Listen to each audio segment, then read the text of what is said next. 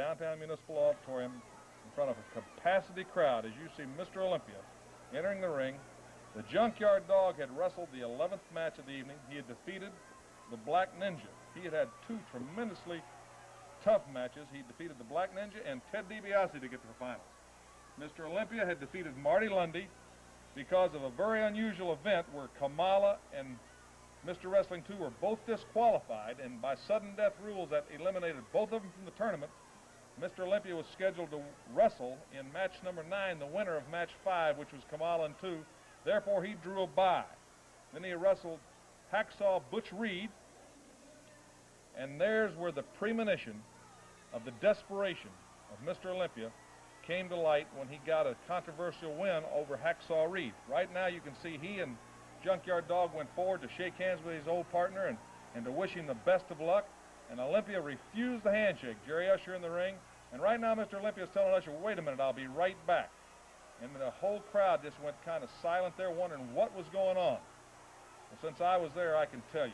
He went to get his new financial advisor, the man that's weaving the web of intrigue and dominance, or attempted dominance in Mid-South, Scandar Akbar, the man who also represents now the Black Ninja and Kamala, the Ugandan warrior. And here comes Scandar Akbar, and certainly you know the animosity between the Junkyard Dog and Scandar Akbar.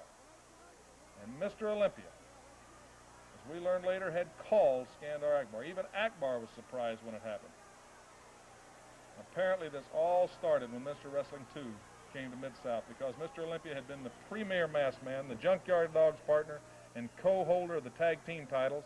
And Mr. Wrestling 2 came in a living legend, a man that nobody can deny, and his quiet, intense, competitive self seemed to slide right by Mr. Olympia. And it's almost like Mr. Olympia was hurt, his pride was hurt that Wrestling 2 could outshine him, and that the fans were chanting 2-2-2 everywhere.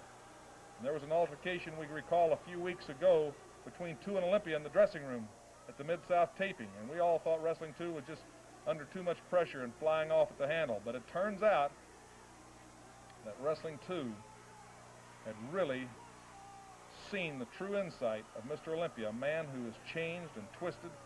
And here he is. He's hollering at the dog, and he's telling the dog that they're through his friends, that he's going to try to win that title. The North American title and $10,000 up right now, and Akbar taunting the dog. And Dog's been under a lot of pressure, and he's going. He feels cornered there with both of them on either side. A critical mistake by the dog. He pulls Akbar into the ring. Therefore, Jerry Usher cannot disqualify Akbar, since he did not come into the ring under his own power.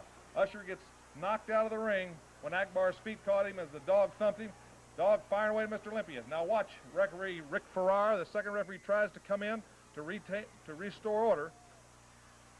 But it's going wild and woolly right now between these two former tag partners. There, Mr. Olympia rakes the dog's eyes. I mean, this is a tactic I've never seen him use. And there he gets thrown into Rick Farrar, right behind the Black Ninja.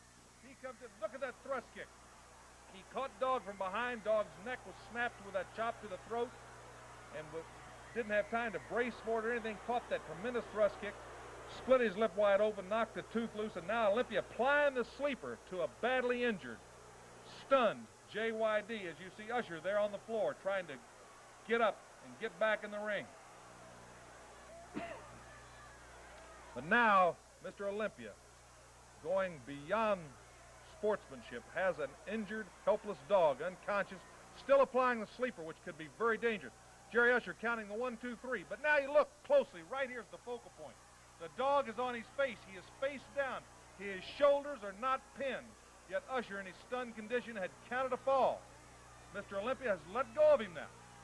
If he has let go of him now, Usher's ringing the bell. Again, a mistake, a critical mistake, because with Olympia not touching him, Dog should get a 10 count to get to his feet. But Usher just checked his arms, figured he's been put out in the sleeper, and awards the title, which signifies the prestige of the Mid-South area, and $10,000 to Mr. Olympia. He and Scandar Akbar, a new allegiance, a day of infamy. And there Olympia tries to wake the Junkyard Dog up from the sleeper, but the dog can't come to because the sleeper is not all of the problem. And Olympia, realizing that, gets out of the ring before they can change any decision. There he's got the title. He's sold his soul for the title, for infamy, and joined with Scandar Akbar. And there you see him trying to help the junkyard dog up. Greg Soley, the son of Gordon Soley, shot this tape, this film. When he edited it and got it all together, the directors of Mid-South, Charlie Lay, chairman of the board, called a meeting. They asked me to fly to Florida, to Tampa, to be with them in this meeting, asked my opinion as a former North American champion. I don't try to enter in, but I did have to say one thing, that Mid-South, I felt, would be very wrong to honor Mr. Olympia as the champion, due to the two things. First of all, that the dog's shoulders were not pinned, and that's what the count was by a stunned official. Secondly, that Mr. Olympia had let him go and stood up, therefore he would have deserved a 10 count to get to his feet.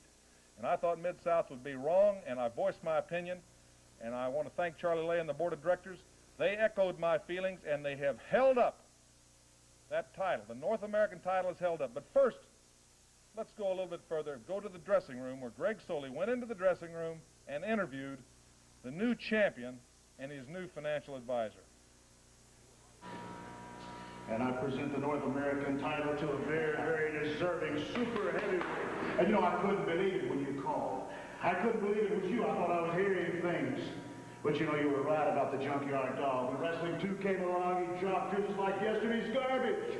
And what did you get for paying your dues? When Mr. Wrestling caused you to live Mid-South, you left like a man. But the junkyard dog, he comes back like Stagger Lee, like the real dog he is. Well, here's it. This is the North American title right now. And this man vanquished 11 other super heavyweights right here in New Orleans for this coveted title, which means more than any heavyweight title across the world. A North American champion. You know, Akbar, you know, it's funny because, you know, I'm a man of my word. They can't say I'm not a man of my word. Because for 60 days, I left for 60 days. Why? Because I took somebody's place like Wrestling 2. You're right, I was pushed aside like yesterday in headlines. When Wrestling 2 come in, all you can hear is people start to like it. Two. And where was Olympia?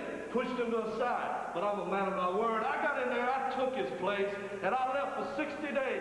But you know what did dog do? Did dog leave? No, I came back to Stagger Lee. That's when I lost respect for you, dog. Yeah, I was a man of my word, but what'd you do? You put a hood on and come back to Stagger Lee.